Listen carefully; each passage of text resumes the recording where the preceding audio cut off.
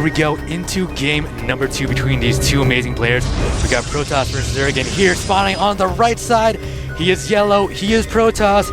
He's also 14 years old. And his name is... Creator Prime B. Nice bit of ascension there by one of our Korean commentators, and there's the nice close-up on the fingers. Creator Prime B. Very beautiful.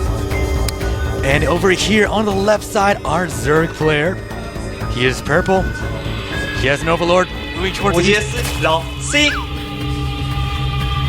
You just gotta love Gasato. OGS Luvsic right here playing Zerg, guys.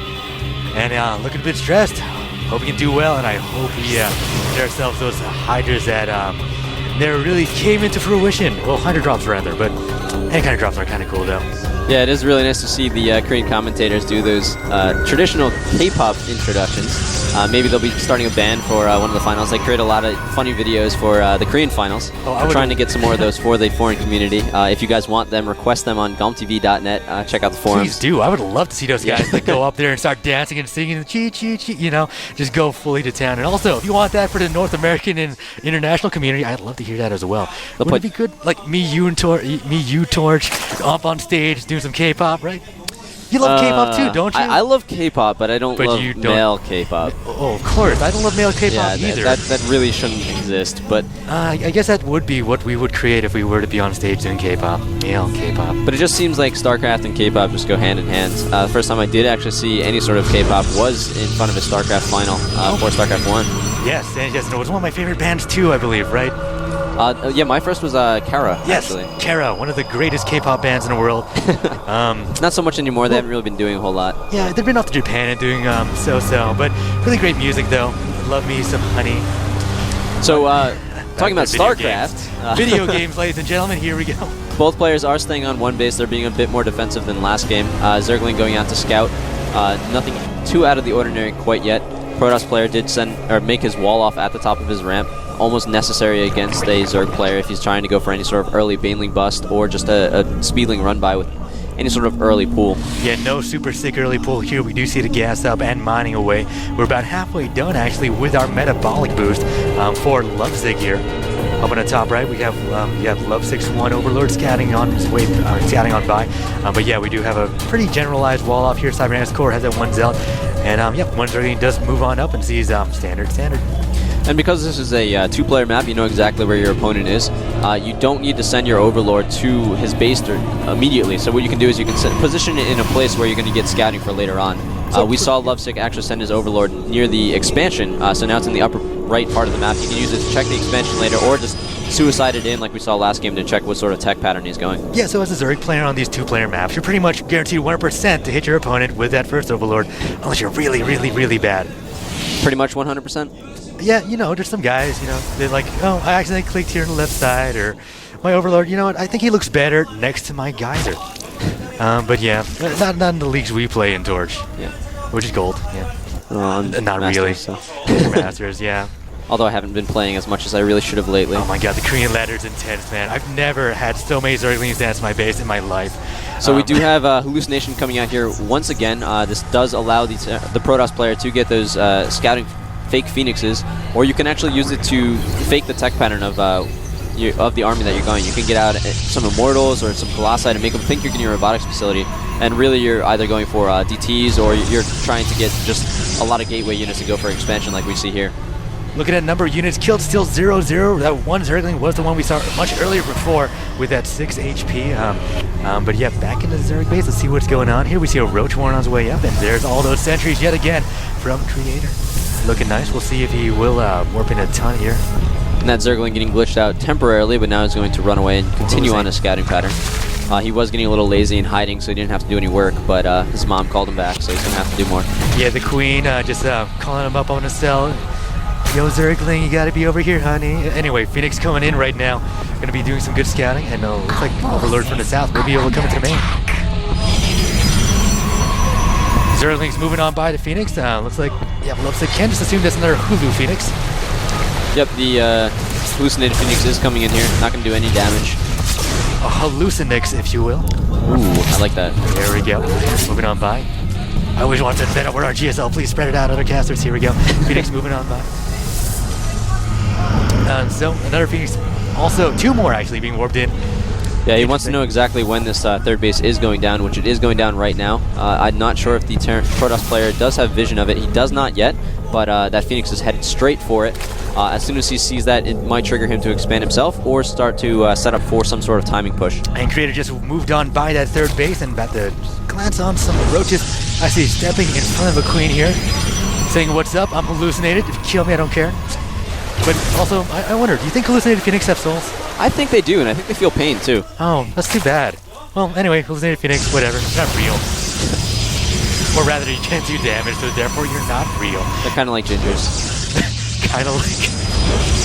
I thought I misheard you, but I'm going to go with that. Anyway, here we go with a couple of Zerglings moving on by.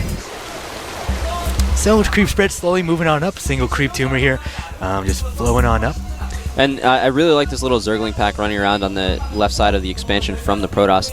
What it does is it forces the Protoss army to stay in his base. If you move it out, then the Zerglings can run by. And by keeping the army in the base, that makes sure that a probe can't leave the expansion, can't go for a third. So the Zerg knows exactly what the Protoss is doing right now as far as the economy is concerned. Really love these question mark towers, also known as Zelnaga watchtowers that have been modified. Just right there in the middle, just looking all blue.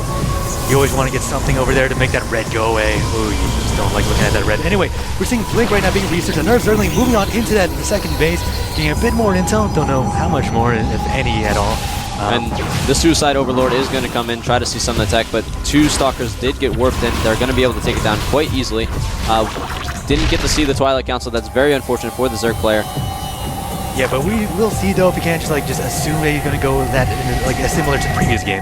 Anyway, we are going to see 9 more roaches in production, so big explosion roaches any second now. And also, roach speed is on its way. Galil reconstruction, or Galil, or whatever have you. Galil. Galil. Galil's a game in Counter-Strike, or a gun in Counter-Strike. Oh, the Galil. Isn't that the one you can set to burst fire? I think so. Yeah. Nice. I used to love using those. It was like one of my first weapons when I got enough money. It was that or the Deagle. And like rolling and Deagle headshotting everyone.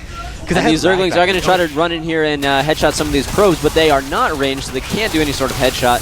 They're going to need to take down these pylons that were nicely set up to defend. Oh, and he breaks through. But he does break in. He is going to be able to take down a lot of these probes right now. However, the army of the Protoss player is positioning to be able to take down the third of the Zerg player. Attack going on into the third base right now for Luvsic. Luvsic getting denied right now with so many force fields. A good blink back.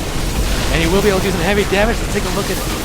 That is a lot of roaches there. He is going to be able to do a lot of damage to the Protoss army if he can get his entire army in, but these force fields are forcing a lot of the roaches to stay back. But as soon as those force fields run away, those sentries are left to die because they are no longer useful, and the Stalkers blink away and run away. This forward pylon being taken down, the Zerg player does regain control, but he did not lose his expansion. Excuse me, guys. And he is going to be able to move in with these very fast roaches. That is a pretty large Stalker army, but these roaches do a ton of damage to Stalkers and are able to force them back. Oh, a few Stalkers going the wrong way. He's going to lose a lot of these. This is huge for the game. Stalkers, no! Yeah, they just get taken out. No upgrades at all on any of these Stalkers other than that blink ability. Some of those roaches were very, very happy. They got a few extra kills and wanted to run in and get a bit more, but really they needed to back off and group up with the rest of their army. Roaches yet again moving with a +1 attack here, and we'll be able to do heavy damage. It's really up to Creator's own Blink Micro here to see how well he can survive if it's even possible. There we go with a beautiful concave right now as he moves slowly, and one by one, each Stalker falls. Beautiful stuff right now. A few Zealots trying to be warped in, but it's really not going to be enough in this situation. All the Stalkers go down, and that is going to be GG. It is GG. Beautiful stuff there. And yeah, nice to see Zerg moving with so many roaches. Oh, look at that. Luvsic there. So intense. Just feeling it right now. Definitely looking very relieved in that situation. Another game in front of me. It would have been interesting to see how that battle turned out if those 6 Stalkers didn't get caught off in the open and they ran away, or they blinked away and they immediately ran back into the Roach army for whatever reason. Yeah, that's absolutely true. Those guys just, for some reason, went the other direction. And it just went the other way, and man, those guys just got taken out. They were just owned. Yeah, 6 extra Stalkers in a situation like that can really, really change the tide of a battle. 6 Stalkers. In StarCraft, if you have an army that's slightly ahead, you win by a lot more than you really should. So if you have like a 12 roaches against 10 roaches, you're going to win with more than just 2 left over. It's really the opposite of diminishing returns. I don't know the term for that right now. In diminishing anti-returns? Yeah. Increasing returns. But the more you have over your opponent, the more decisively you're going to win the battle. So losing those 6 Stalkers was really, really key. I'm not sure if he would have been able to win anyway, but it would have definitely changed the tide of the battle a little bit. Yeah, definitely. And maybe that's why Luvsic had that face on him too. Maybe not just because he was waiting for the next game, but rather he knew that I kind of want you to. I got a there's gift a bit that of game. luck there, yeah. A little bit more favorable than it kind of felt like it should have been, I guess. Might have been going through his mind, maybe. I don't know, I'm not psychic, nor am I Korean. I'm Filipino, actually. But, yeah, here we go. Countdown's beginning. But, you know, Korean commentators, they're going to be talking for a bit. So our next map is Xel'Naga Caverns. This is a map that both of these players have a lot of experience on. It is one of the maps from the qualifier, so they really, really focus on it until they get to Code A, and then they branch out to the rest of the maps. But because they have so much experience on it, there's a lot of strategies that have been developed. There's a lot of really, really refined strategies on these maps. Yeah, it's a really beautiful map, too. We've had it for so long, too. Video games!